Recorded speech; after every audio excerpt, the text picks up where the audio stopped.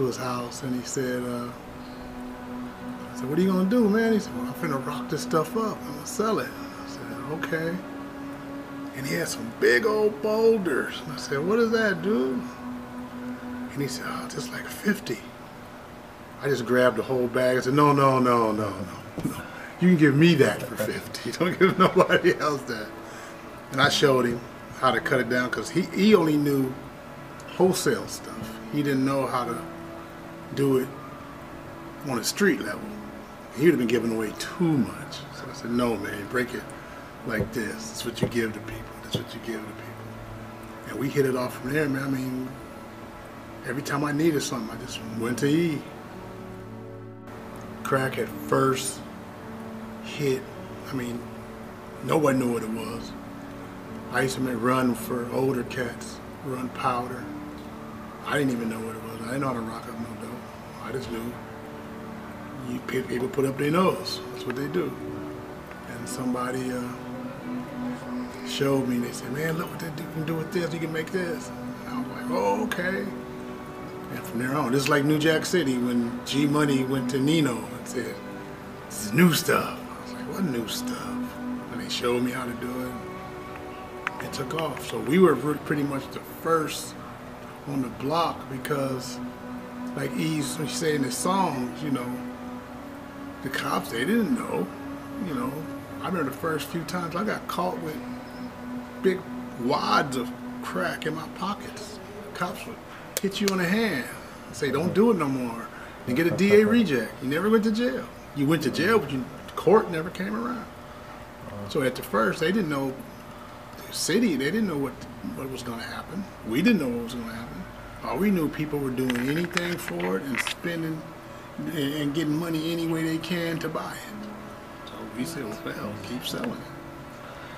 And we made a good share of money. It was a nice, I know I made a nice chunk, so I had to just imagine the chunk he made. I made a nice chunk.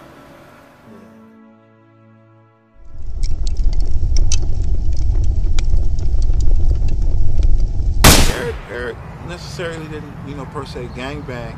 He was just like, you know, you didn't have to gangbang to be affiliated with as a gang member. You know what I mean? If you notice, he always claimed, you know, Southeast Compton. You know what I'm saying? Because his relationships and friendships was on both sides. So his affiliation was like, you know, if I get along with these dudes and I'm part of these dudes, I'm from Compton. Because, you know, a lot of people don't understand.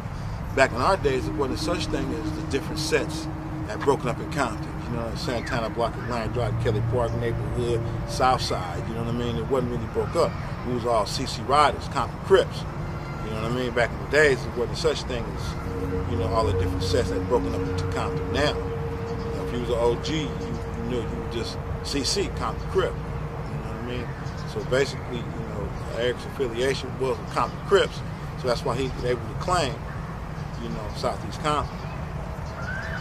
But his affiliation in his hood was between N Hood and Kelly Park and Atlantic Drive. We all lived in those three sectors.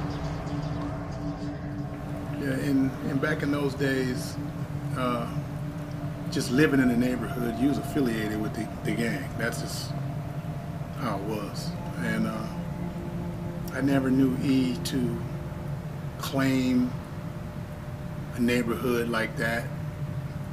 He would flow all over the place. He had business places with people. Everybody knew E, but he had the backings of a lot of the gangs.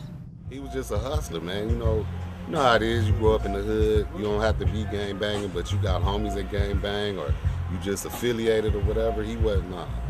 He was just about paper. You know what I'm saying? About paper. You know what I'm saying? You know, 'cause he was cool. He ain't never done nothing to nobody funny. You know, he ain't have loose lips. You know how to, you know, keep stuff to yourself. You don't be tattletelling and all that kind of stuff. But I know he claimed in hood, but I never heard him myself just yelling it out, throwing up signs. That's just wasn't how he rolled. But he was down for what he had to be down for. BG Knockout. Most people remember from real Compton City G's with Eazy. Rest in peace. Eazy grew up in Compton, you know what I mean? He grew up actually in Kelly Park. But he was actually affiliated with Kelly Park, but the whole side of Compton where he grew up at was the neighborhood Crips, the Kelly Park Crips, and the Southside Crips. So he was actually affiliated kind of with all those people in that area.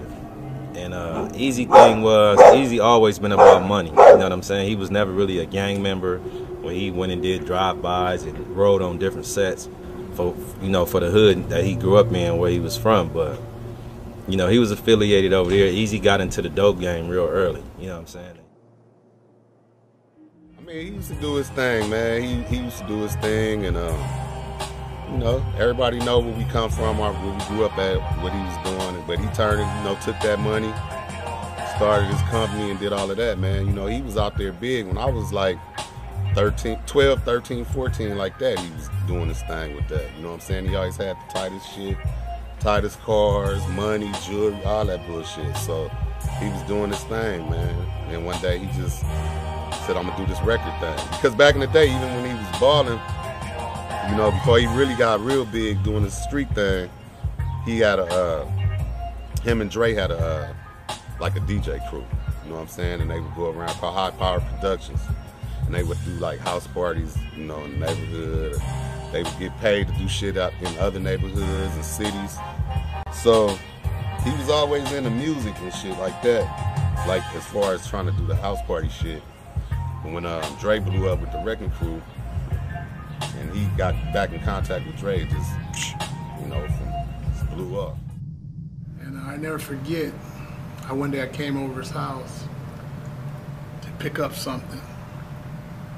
And he said, I remember Dre, I think Dre was there.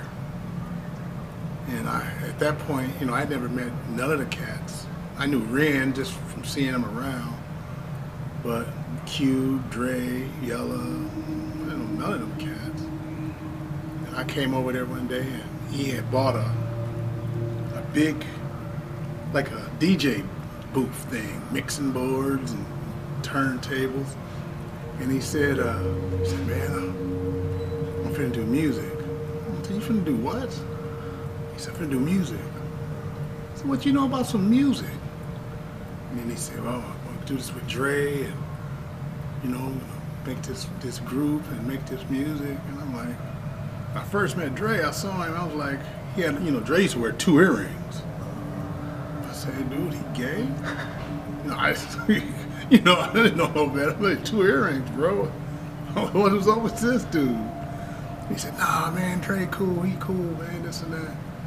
And he gave me like a couple of ounces of crack. And he said, man, I'm out, man. I ain't doing this no more. I said, well, I took it and I said, good luck, buddy. I'm gone. I kept doing it. And I kind of lost touch with him.